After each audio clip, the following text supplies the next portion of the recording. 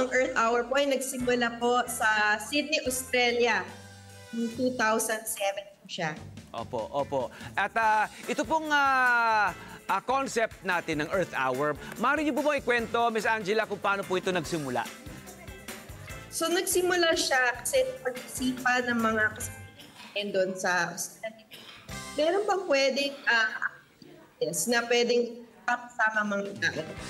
Join together. Symbol of act against. So napag-iisipan ka, umpisa na ikong oras. And then, alokin natin, charge natin sila. Okay. Nila. Okay, Miss Angela, medyo nagbe-break po yung ating audio, yung signal po, nagbe-break po. Pero what we're getting is, ito ay sumisimbolo ng inyong to act against climate change. Iba yung rapid na climate change, right? Opo. Yes. At ito ay isang movement na talaga namang true to the name, Earth Hour, Earth, di ba? It's a worldwide movement. It's a worldwide movement and advocacy of everyone. Kumusta po ang pag-celebrate ng Earth Hour nitong mga nagdaang taon? Maraming bansa po ba ang sumasali? Opo. Nag-umpisa yan sa isang bansa. Ngayon, over 190 countries na po ang sumasama sa Earth Hour. Opo. Ms. Angela, pa-confirm lang po, how many countries po ulit? Over 190. 190.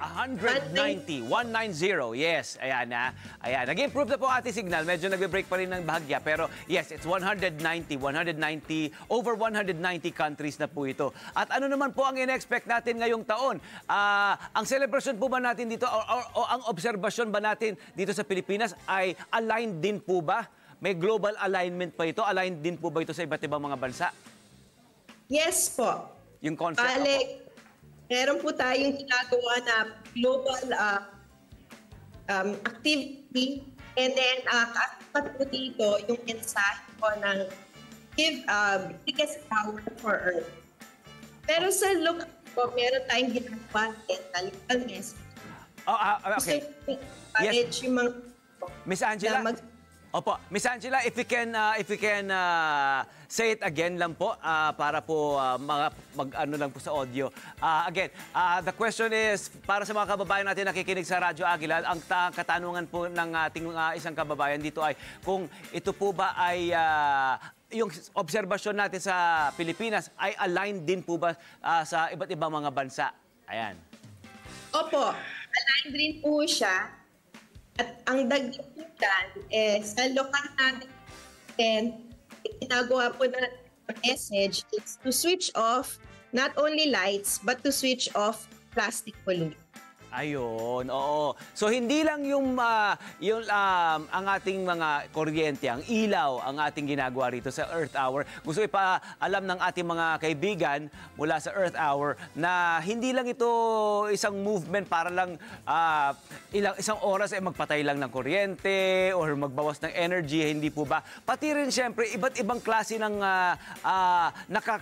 nakakadagdag at nakasisira sa ating kapaligiran. Inoobserba nyo rin. Halimbawa, pagbabawas ng paggamit ng plastic and all. Tama po ba? Yes, sir, Ton. Opo.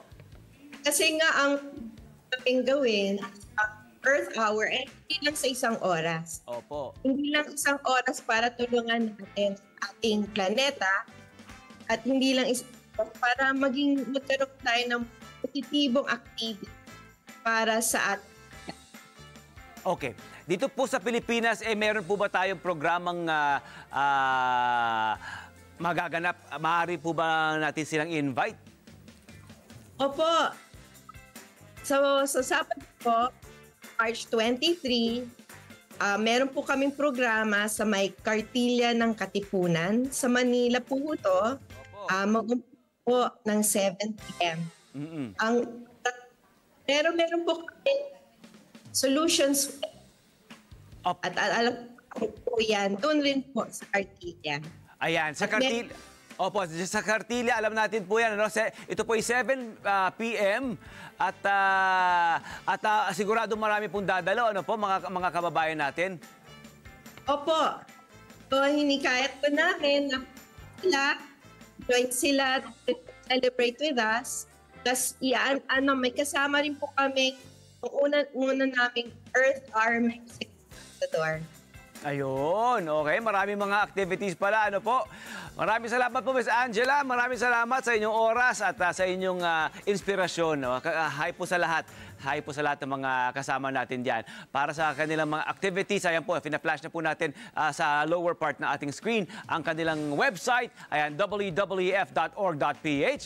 At syempre, ang kanilang mga socials, WWF-Philippines sa Facebook, sa Instagram, at sa YouTube. Ayan, for more activities at updates. Maraming salamat po, Miss Angela. Thank you po. Balik-balik lang po. Salamat po. Salamat po.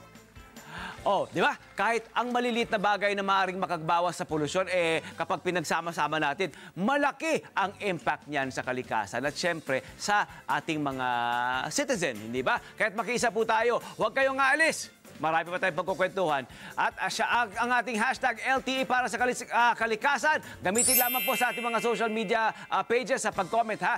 Hello po mga Kanet 25! Si Kuya Tony Pet po ito mula sa Love, Tony Pet and Everything. For more Love, Tony Pet and Everything updates, just click on our subscribe button and follow us on our Net25 social media pages at Net25 TV and at Net25 Entertainment Facebook.